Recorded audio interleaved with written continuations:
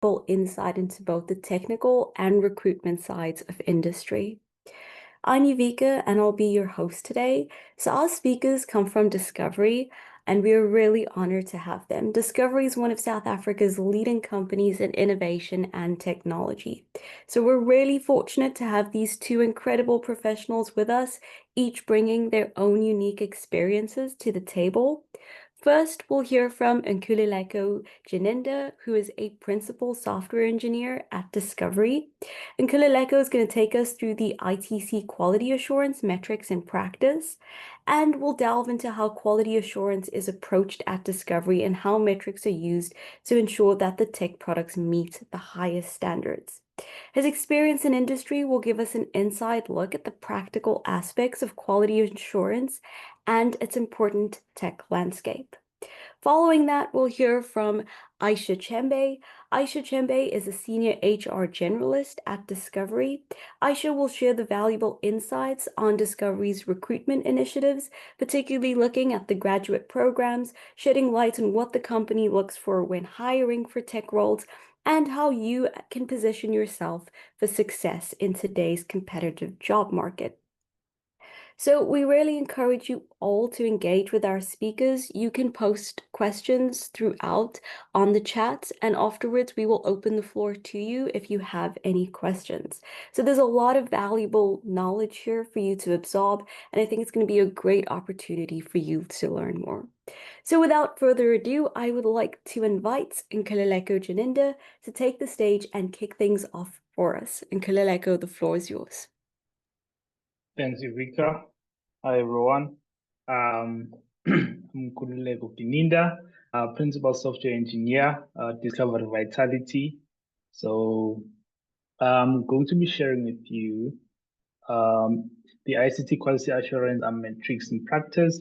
So I am in the member shared services team in the UK region. So I predominantly work with United Kingdom clients or servicing those particular customers. Just gonna run through this quickly. So in the agenda, I have number one, what are the quality assurance metrics? The cost of poor quality assurance or implementation thereof, and then key metrics in QA, implementation and automation tools that we use in our space, customer feedback and satisfaction, and continuous innovation and improvement. So it's pretty much straight to the point, and it's about 6 points that we'll be looking at. Let's jump right into it. Right, so first objective we'll be looking at is what are quality assurance metrics. So pretty quantifiable measures used to evaluate effectiveness and efficiency of quality systems, processes, and procedures. So in our space, we are more system-based, data-driven, behavioral-driven, sort of back-end, not client-facing. So we sort of need to guarantee that all our systems are stable, they are reliable, and they are high-performing to cater for the millions and millions of lives that we service on a day-to-day basis. So in this particular aspect, we're providing technical data to assess product and service quality and identify any deviations from the standards. One of the standards that we have is the GDPR, which in South Africa, you call it the POPI Act. So those are standards and regulatory requirements we always have to adhere to in terms of how we service our clients and how we protect their data and always communicate what we use their data for. So those standards and implications thereof, I'll highlight just in the next point. So in maintaining that, we also have the remedial actions if there's any system discrepancies, data inconsistencies, and to make sure we fix any issues that arise. If there's a customer impact, we need to address that quite swiftly and adhere to our SLA to make sure that systems are stable and available close to a 99.99% uptime to guarantee servicing to our clients. Then the one point that we'll be highlighting quite detailed is the cost of poor quality. What does this mean, especially us as an insurer or an insurance service provider? So we have four pillars that I've highlighted in this particular um, presentation. This would be the financial loss, customer dissatisfaction, regulatory penalties, and reputational damage. Just highlight each of these quite quickly. So on the financial loss side, if let's say for whatever reason a member or a customer is unable to onboard based on system failures, we need to make sure we rectify that. Otherwise, we risk losing that particular customer. If we lose that customer, it then is a financial loss for us. And then the next one would be the client servicing degradation on technical errors or technical difficulties. This will then be a member not being able to log into the app or the website or get their policy details. And then this will eventually give that particular client frustrations. And in turn, you might see some impact in terms of the client withdrawing or terminating their policies with us, which we never want to see. And then the last point on financial loss is inaccurate member premiums. The calculations in there would always need to be correct and appropriate to the policy or the holding that that particular customer has with us. If there's any inaccurate calculations in that, it might impact how we basically service that particular customer. And there are indications of that financial loss that we might have. Also reputational damage as part of that as well. Then the next one is the customer dissatisfaction. Again, it talks to the access to their policy details, inability to access those details, whether you're insured with, let's say, life cover, health policy, and things like that. Those would be some frustrations that a customer might be facing. And I think Aisha would also highlight this. One of our value pillars is the customer. So you'd hear me talk about the customer in most of this presentation. The next point will be failure to initiate a claim based on incorrect data. So in our space, we work with data. We are sort of the powerhouse of the data feed for most of the systems in our space. And then above us is data engineering that will then create some reports on that. So we always need to make sure that we have the latest and the most accurate data records for a customer. And then difficulty in taking up a policy. Again, this will be a frustration on the customer side. If they can't open up a new policy, obviously, then they might run the interest to the next service provider, which we would then have that financial impact if we lose that customer.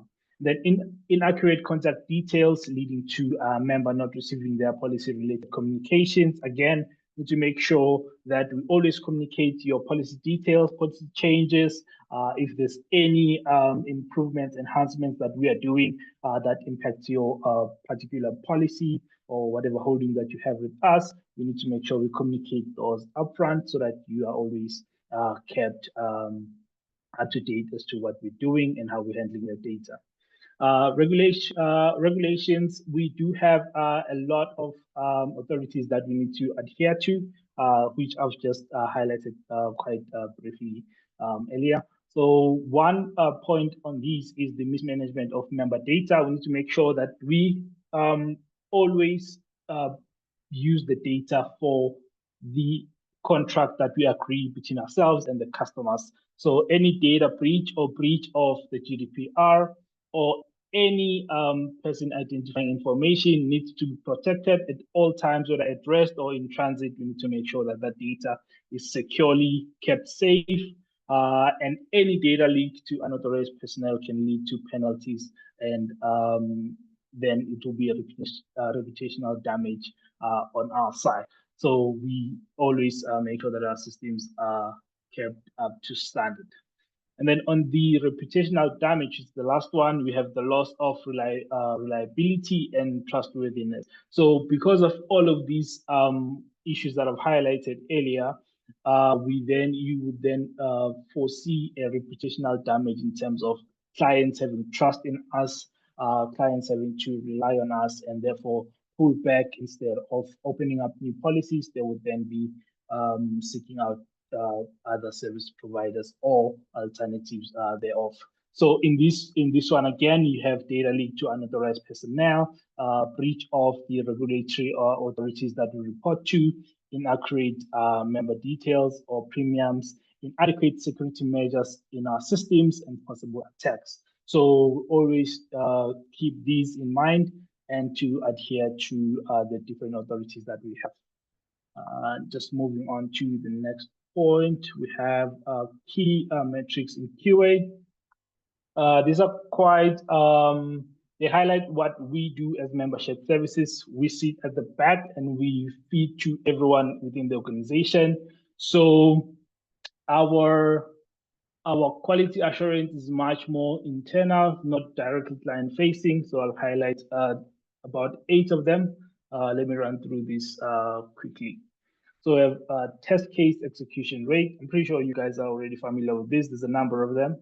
So we have a test case execution rate. So this is the test plan that we have and the execution time at different stages. So we have a multi-layered sort of a test infrastructure. You have unit test, you have integration test, system test, and all of these stages, there are issues that arise in there, and we need to sort of have a test plan that needs to be executed to identify any defects or potential defects before we release a product, a project, or a new feature into the market.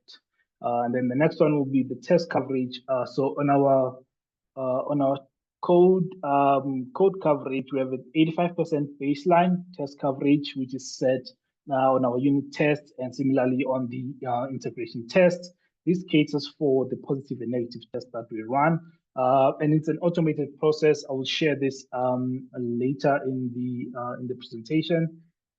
And then the next point is defect removal rate. So we have our Jira tracking board, which assists us in terms of the defect life cycle.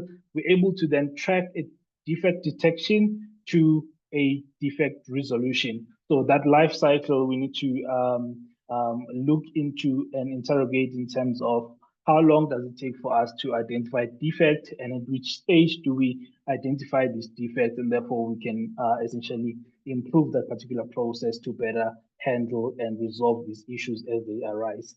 And then we have the mean time to defect. As I've mentioned, we have the multi-layer test infrastructure.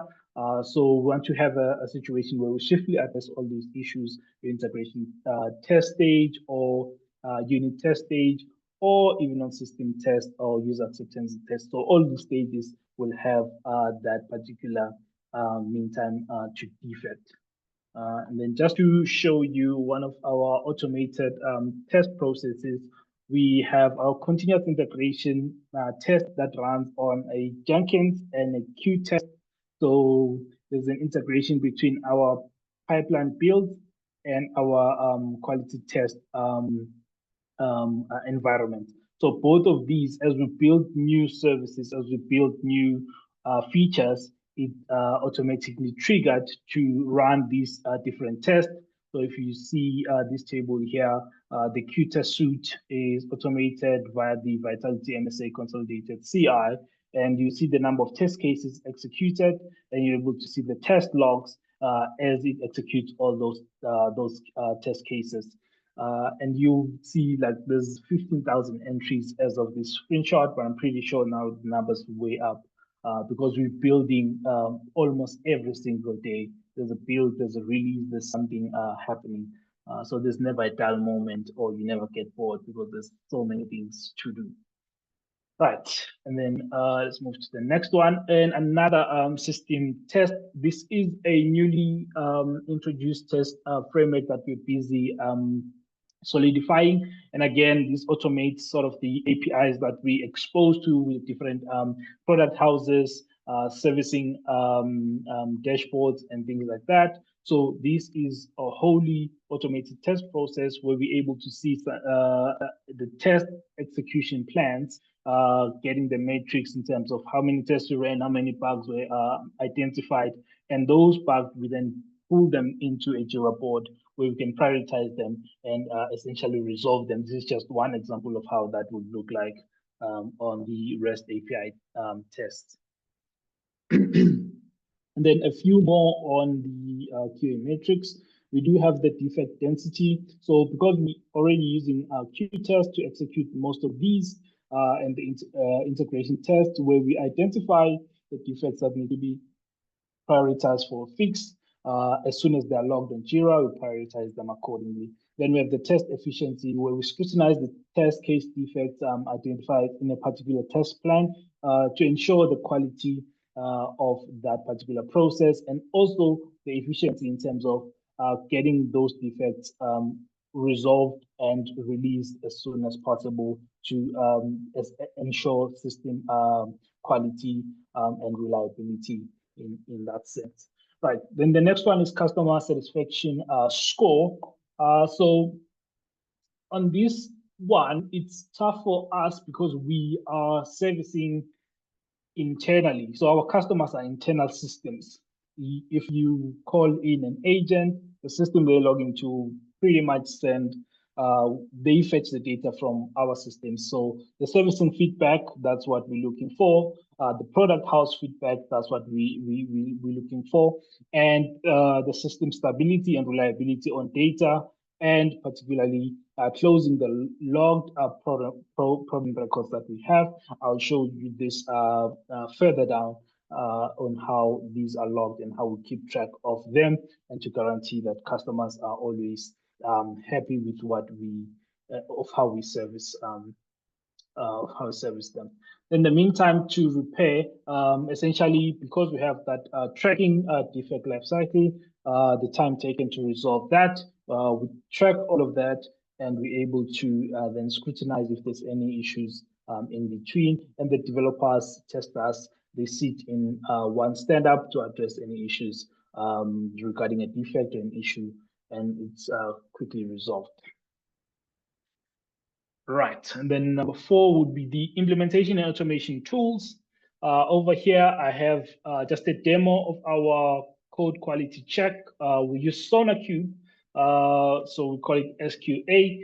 So SQA then for the different microservices, because we are working on the microservices architecture, different systems, different APIs, services that we expose. So we need to perform rigorous quality check across all the services. So you'll see this screenshot, it has a couple of them on vulnerabilities, batch and process. There's key pointers here like bugs, identified bugs, code smells, security hotspots, code coverage, code duplications. So all of these are quite pointers of where the areas of concerns are in terms of the code that we release, not just having fun times writing code for the sake of writing, but we need to make sure that it's up to par. Then the next one is have more detailed dashboard here. Let's go there, right. So this is the much more detailed where we zoom into one particular service, and you will see that in this particular service, it failed the code check or the code analysis. It has 6 conditions failed, and it highlights these conditions for you where the issues are, and you need to address those issues. There's 802 issues introduced, which then tells me that this is probably a new feature that we need to ensure that the code quality is up to standard, and the code coverage is 16.0%, which is quite severe because it needs to get to like a 75% or 85% for some services. So that is what we have in automated code quality checks that runs under the hood. So just to see on the membership services toolbox, this is in our test space, this is what we use. We predominantly Spring Boot Java. We do have Python services that we support. We are about to inherit the .NET, But in the test suite, this is what you have, JUnit 5, where you can create mocks and things like that. We have Cucumber, we have AATs, we have Spring Boot Actuator for service stability. And then we have Qtest to to execute our test plans. We have Apache JMeter to do some performance testing on any of our APIs. And then we also have the SonarQube, which I just showed you now. And then the new test framework that we are building, Karate Labs, uses the Cucumber format on test scenario and execution.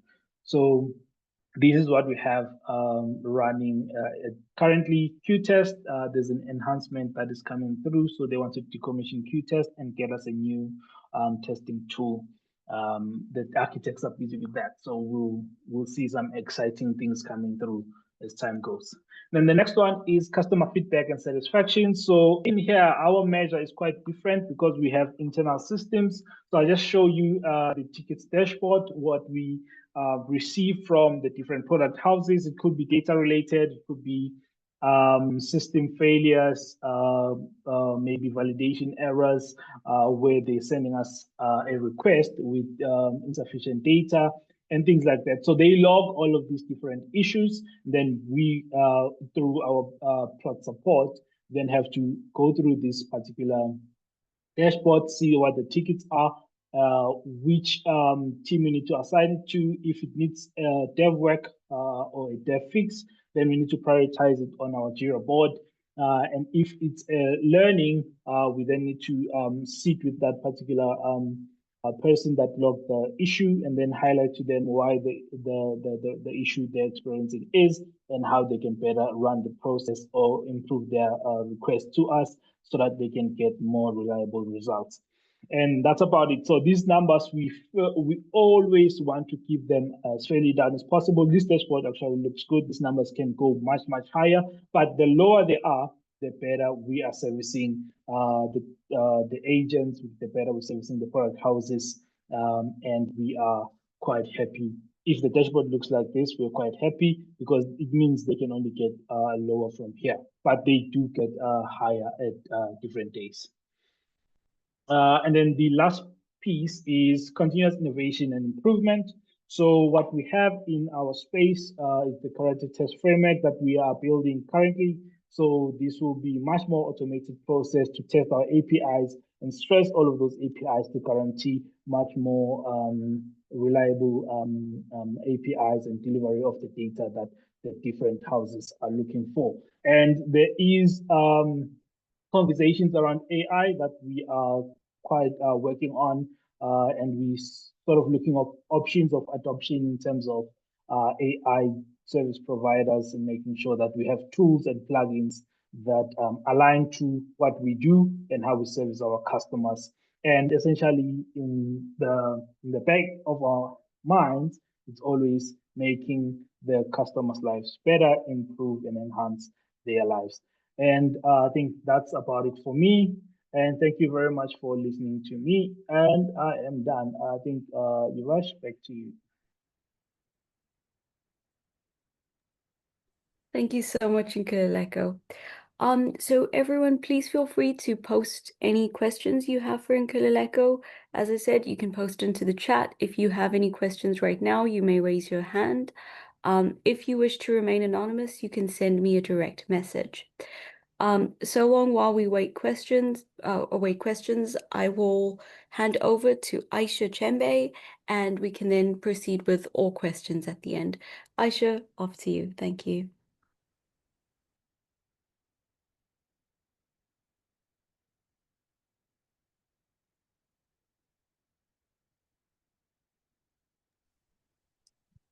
Good afternoon, and thank you so much, Yüvika, for the platform. I really do appreciate it. And thank you to Nkululeko. That was a great presentation. I think a lot of IT terms there, which most people would think HR don't understand. It would probably go over our heads, but I can assure you, I did understand quite a few, which is, I suppose, the perks of being in an IT-driven environment where there's a lot of IT talks and we understand some of the terms. So great presentation.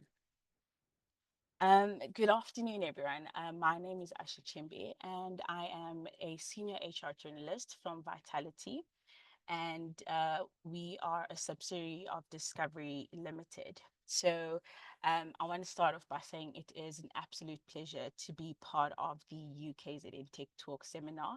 I am quite excited, and I think what makes this moment quite special for me is that I myself started my own journey at Discovery as an intern.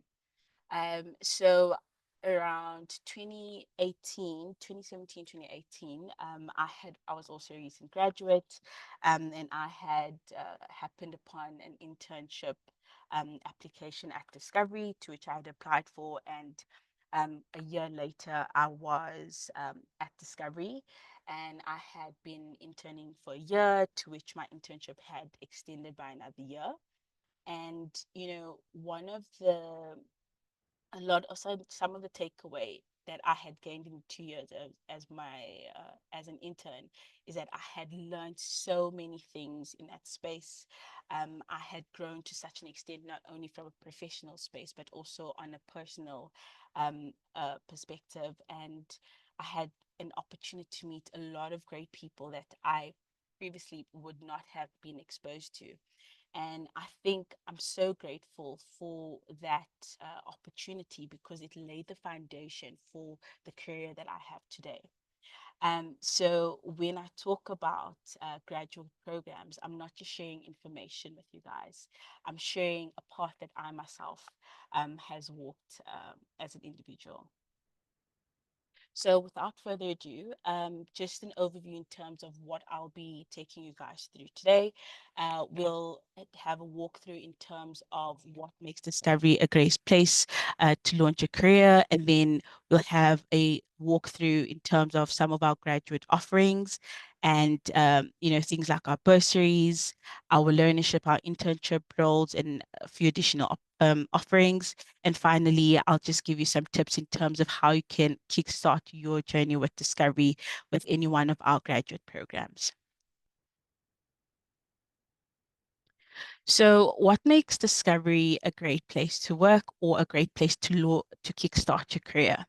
So at Discovery, our mission is pretty simple. It is to make people healthier, enhance, and protect their lives.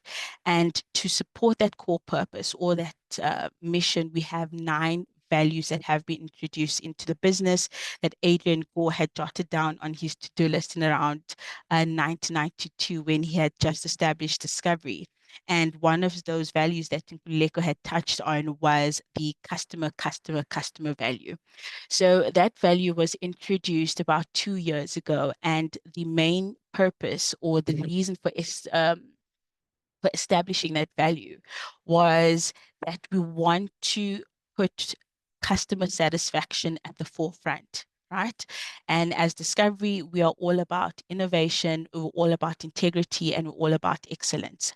And I'm sure you guys are aware that Discovery it's a top performing insurer, and we are constantly, immersing ourselves in transforming healthcare, revolutionizing insurance, and building cutting edge technology, as well as technical platforms.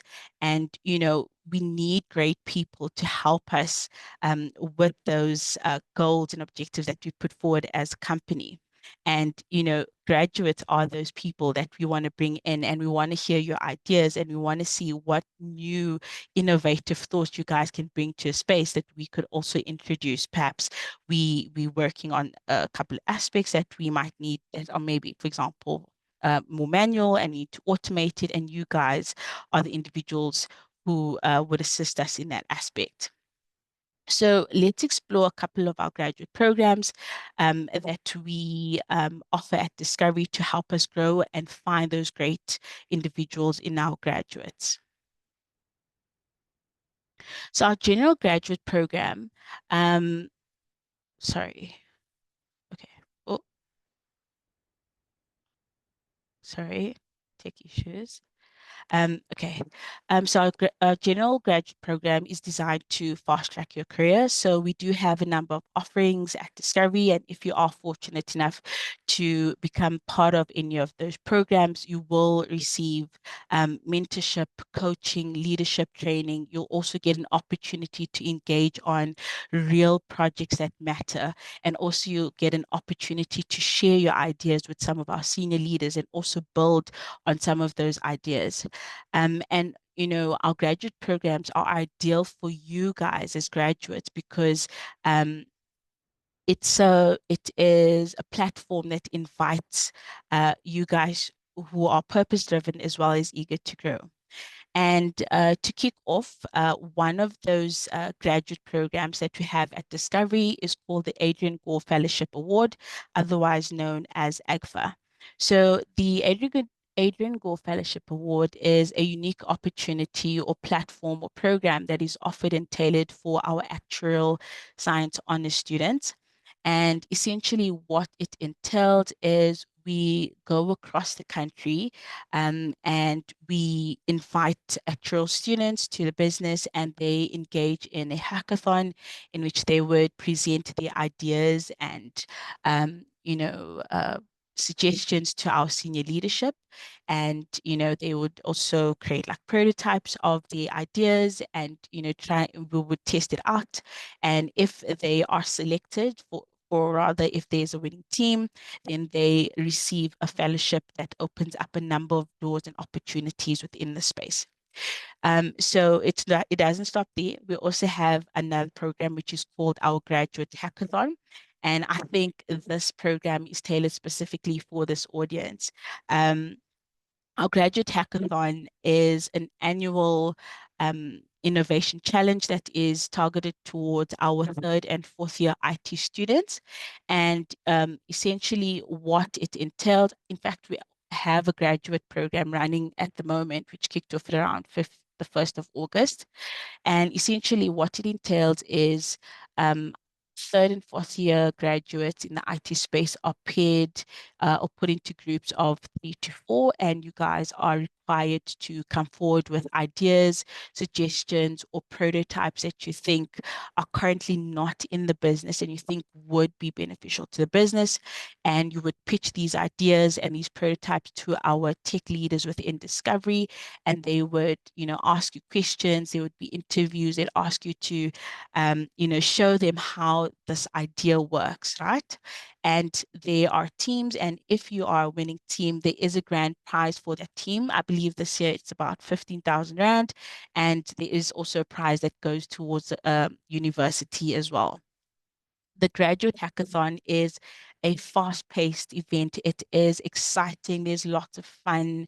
They have things like a secret sunrise where, people dance to music with the headphones. So it looks a bit weird when people see you from the outside, but I assure you it's a lot of fun. And it's also a great way to get noticed and to expand your network and to also meet other individuals within the different universities across the country. And then another one, oh, sorry, these are just a couple of pictures based on from our previous Grand Hack. So these are just photos that we took on our roof at One Discovery Place, and couple more photos and some of the things that you can expect to receive if you are part of the graduate hackathon. You can receive goodies. There are weekends of coding where you guys would need to write code, and I suppose the code would be incorporated into the prototypes that you guys are building.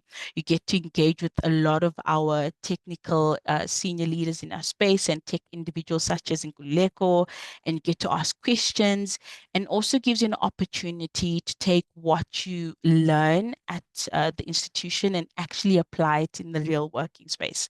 And also over and above that, lots of fun opportunities for you guys to involve yourselves and be engaged in. And this slide is just a picture of our winners from last year. Their team name was called the Cookout, and they won last year's prize. And there was an award that was also given to the university. And I believe that they also, some of them also got opportunities to become employees at Discovery. Right. We also have internships and learnership programs that we offer at Discovery. So the internship and learnership programs do cover a number of fields within the industry. IT is also one of them. We also have cybersecurity, I believe. And our internship programs are run over a course of 12 months. And the applications kick off around October, November, around that time in the year. And there are requirements for the program. So for the internship program, you need to have at least a diploma or degree in order to qualify for the internship program. And you also need to ensure that you had not participated in an internship prior to applying for our internship at Discovery. Similarly, with the learnership program that also runs for a period of 12 months. And the criteria for that is that you need to be a South African citizen between the ages of 18 to 30, and you also need to have a valid matric certificate. Over and above that, the learnership program also offers a nationally recognized qualification and hands-on experience in the workspace, similarly with the internship program as well. And both programs are aligned to our INSETA scarce and critical skills list. They are designed to help and build your confidence. And yeah, and there's a lot of opportunities post the 12 months. If you are doing really well in the space, there have been a number of successful candidates or interns that have become perm employees in the environment. So I do encourage you guys to look out for those internship and learnership offerings later on in the year. And most recently, we have also introduced a new offering called Discover Up. This was launched this year, so we will be sending out like communication in the next couple of months. So I do encourage you to look out for those communications on various platforms that I'll let you know about towards the end of the presentation. So essentially, Discover Up is a graduate development program that we had introduced earlier this year, and it's designed to attract around 25 to 50 individuals in the business, and it's to help you accelerate your pathway towards becoming professionally qualified individuals. There are key disciplines in which this program focuses on. So we have disciplines in the data science space, cybersecurity, there's marketing, there's IT forensic auditing, and a couple other more. And yeah, so once I do encourage you again, please do look out for those offerings. And from an internal perspective, so if you are successful and you're able to join Discovery as an intern, a learner, or through the Discover program, or the AGFA or the Grad Hack, if you are successful at becoming a permanent employee later on in the future, we also do offer bursaries as well as staff educational support.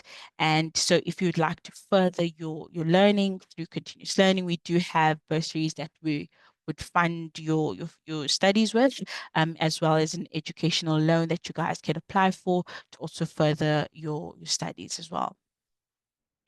All right. So how do you guys get started in terms of getting involved or getting yourself the opportunity to be part of any of these graduate programs? First and foremost, I advise you guys to please visit our Discovery Career sites. There are a number of roles there that you can apply for, create your profile, activate job alerts, so any job alerts that are posted, then you are aware of what's happening. Follow us on LinkedIn for any updates as well. But most importantly, I encourage you guys to please apply for these programs. We want to help you and we want you guys to be part of Discovery and we want you guys to make an impact. So don't wait for the perfect moment, create it. Thank you so much. That was it from me. I'm not sure if there are any questions that you have with regards to any of our graduate programs.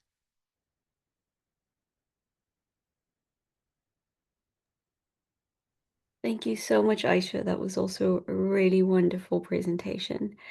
So I do see some questions coming in to the direct messaging, which I will go through. I'll just give more participants an opportunity to send through questions and we can go through them all at once.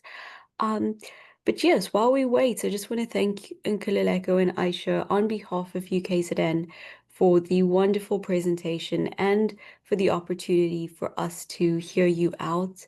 We can see that there was a lot of time and effort put into your presentations and talks, and it really, really would prove to be fruitful for all of us that have joined and the messages we will go on to tell all of our colleagues and friends. So thank you so much.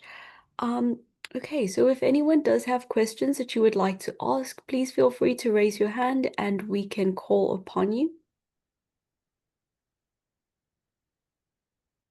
Yüvika, so I got one direct message. Sure. There's a question.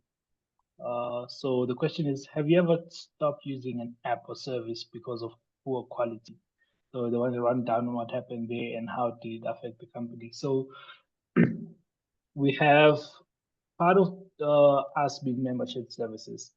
We are called internally, we are called customer manager. And the legacy customer management system, it's called entities. It was sort of designed at the time using the monolithic architecture. And if you're familiar with that architecture, you would know that the system downtimes, this new features being introduced. So it means if it's in a monolith, it will degrade the servicing for the deployment times, or if there's any failures or issues or bugs or defects, those defects will then require a full-on deployment on the entire system, which was against what we're using now and against the standards that we are implementing recently. So we've since moved entities from the monolithic architecture into the microservices architecture, where we split the different domains and the areas of concern within the business to say every business unit is going to have its own respective microservice that will then handle that particular business requirement or domain. And then with the separation of concern, then we're able to address issues at source and not on the entire system. So we sort of decouple that entire architecture and just make it simpler for implementation and taking new features in. I don't know if that answers your question.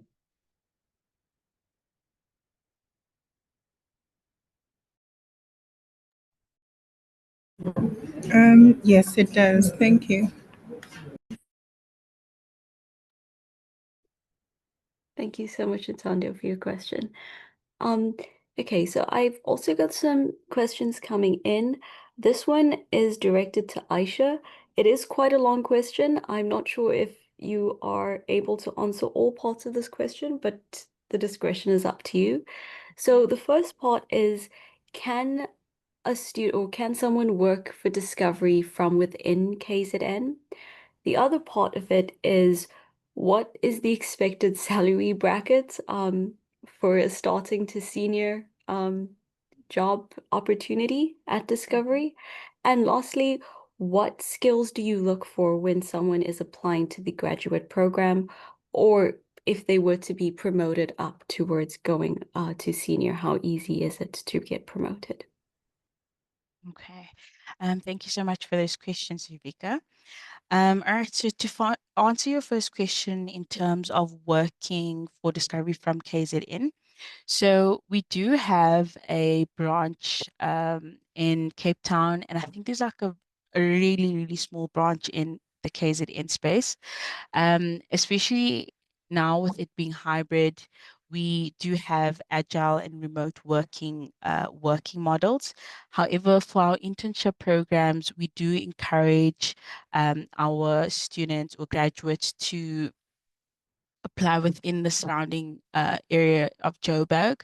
And if you do live in KZN, the only issue there is that it is difficult for our students to move from KZN to Joburg for the period of the 12 months, and especially take into account the the stipend that an intern or learner or graduate would earn during the start of the internship role, which I suppose is a great segue to answer your second question in terms of what is the starting salary for a junior or an intern.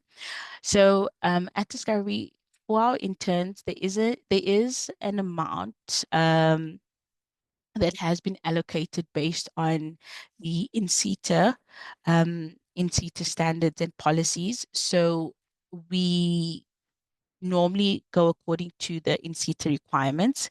And some divisions would, I suppose, top up in terms of what in-seater provides. Then we would contribute a portion towards that pay or that salary for an intern or a learner.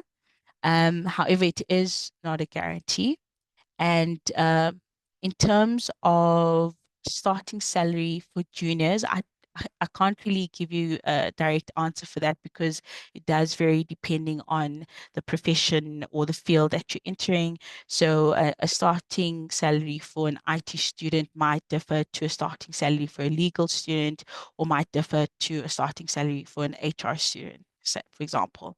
So I can't give you an exact answer there. So it does differ, and also depends on the department that you'll be joining when coming to Discovery. And to answer your third question with regards to the kind of skills that we look for, so we have a number of skilled talent acquisition specialists at Discovery, and they, are really good at, what they do and the kind of skills that they look for when looking to recruit an intern, a learner, a graduate, or grad hack students, any of those programs that you would join Discovery through. So I think from an IT perspective, you need to have a good understanding of the IT. So let's say, for example, there is, let's say there's a junior data analyst internship role, right? That we have advertised, and we would of course upload a job profile together with that advert, and you would see what are some of the starting requirements. So what we would look for is whether or not that individual has a basic or minimal understanding of some of the requirements that has been listed on that job description. Good people skills, you're able to communicate effectively in interviews. That's an important part. But the key aspect that we look for is we look for individuals that are willing to learn and willing to grow in the space. And then I think there's also a question around promotions. So there are a lot of growth opportunities within the business. Of course, like, you would have to be the one to drive your own growth in the space, and you have to take initiative.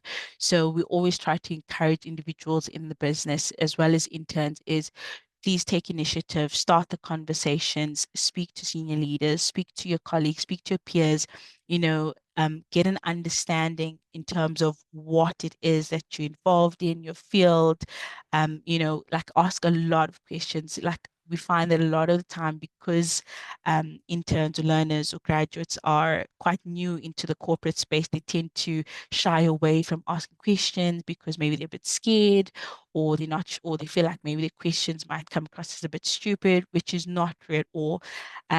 We want you to ask those questions. We want you to be involved. We want you to put your hand up. If there is a project that you can get involved in, put your hand up and say, this is something I think I'd like to be involved in. Please, can I participate? And I can assure you, a lot of the individuals in space would be more than willing to have you involved in those projects. So yeah, I hope that has answered your questions. Thank you so much, Aisha. That was definitely a very informative answer. And yes, I trust that that answers the participant's question. It was a very good set of questions that you had asked. We will respect the option to remain anonymous. So just to follow up for both Nkululeko and Aisha on that about, the skills you look for as a student, how can a student build up? Let's say we're in second year or we're in third year. How can we build up our resume to be attractive to a company like Discovery, and to be attractive to the roles of a software engineer or a software developer, is there something additionally that we can do other than just maintaining our good grades? Yeah, so on my side, I would highly suggest creating your own projects. Have a GitHub repository if you're looking into software engineering. Make sure your repository has a few projects. If you able to give a rundown on how you implement solutions, how you tackle business requirements, what you're trying to solve, or what problem you're solving, and things like that. Document the solution that you are working on, because in most cases on interviews, you question developers on what they're doing. You know, understand fundamentally they do not or they find it difficult to articulate what they're doing. It's not that it's a challenge or they can't solve it. They can, but they sort of glued into their screens and writing code. But you also need to be able to communicate a solution to non-technical and technical people. So be able to document your solution, have those repository available. If you can create like a 5-10 minutes rundown video, have those also handy. They will definitely assist. And that's me. Thanks.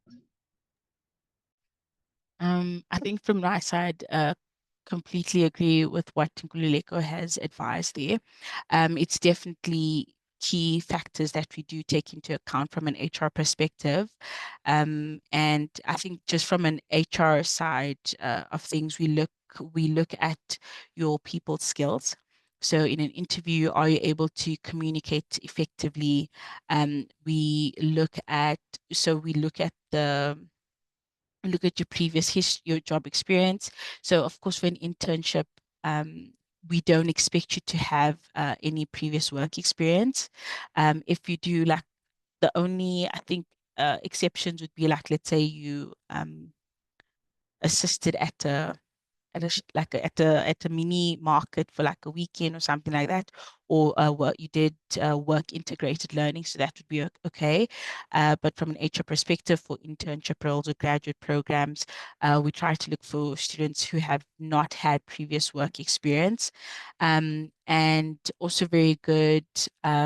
A good understanding or basic understanding of some of the IT requirements, and to what Nkululeko has said, you need to be able to showcase your understanding from a visual perspective. And if there are any questions in terms of, could you, example, show us the code for this particular action, you need to be able to display that. Getting involved in projects as well, especially if you're in your 3rd or 4th year, I believe there are projects that you guys need to get involved in or need to do. So that's also quite important. Um, and then also from an HR perspective, we do have psychometric assessments that our individuals need to complete. So that's also a factor that's taken into account during the application process. Yeah. Perfect. Thank you so much, Nkululeko and Aisha. Those are definitely very wholesome answers, and I think that's going to give us all a lot of direction on what to expect. So there's one more question here. Aisha, I think this might be more towards your end. It says, for the graduate program, does Discovery cover accommodation or relocation fees for graduates who had relocated? Unfortunately, we do not cover accommodation and relocation fees. That would be covered in your own capacity. So we do try to when advertising roles, we don't, because we don't want to, create any barriers or anything of that nature. Our talent acquisition specialist would ask you during the assessment interview where you are located or based. So we do have accommodations from a Cape Town perspective. So if you are a graduate based in Cape Town, we do have offices there. So that is a lot better. It is a lot harder for graduates in the UKZN area.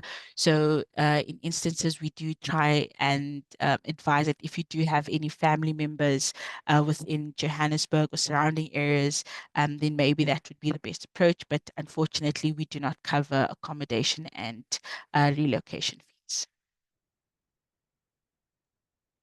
Thank you so much, Aisha. Okay, so I don't see us any more questions coming through.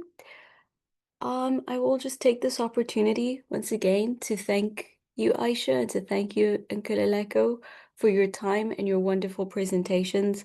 We've definitely all learned a lot, and I'm sure we will keep this interaction between our institution and Discovery open. I know that there is a fairly close relationship there already, and we will keep collaborating. But thank you so much for taking the opportunity to speak to our students and to speak to all of us. We really appreciate it. For everyone else, I just want to make a quick announcement, and that is that you please join us again on August 13th between 12 and 1 o'clock. We will have BSG talking about cloud computing, and Mr. Dlamini will be the host for that session. So thank you so much. Nkululeko, Aisha, if you would like to say anything to round off, the floor is yours. Yüvika, thank you so much for this opportunity, and thank you to everybody on the call as well for this opportunity to be part of the UKZN Tech Talk seminar. I believe that you guys have really bright futures ahead of you. Please do apply for any roles that we have offered at Discovery, and we look forward to having you become part of the Discovery family. Thank you.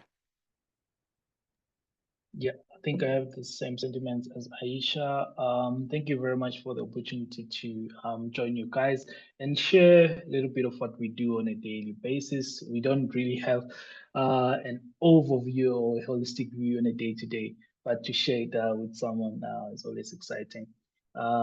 Yeah, please do apply, join us. I do have a test engineer that is based in KZN, so I know that working with you guys is fantastic. So looking forward to you guys joining us. Thanks. Thank you so much. And I'm sure you'll be hearing a lot from our students in the coming days. But yes, thank you so much for joining us, and everyone on this session. Thank you so much for taking the opportunity and the time to come in and listen to our wonderful talk. So thank you so much. Have a good afternoon. Bye-bye. Thank you. Bye. Have a good afternoon, everyone. Thank you. Thank you Cheers, so enjoy. Bye. much. Bye.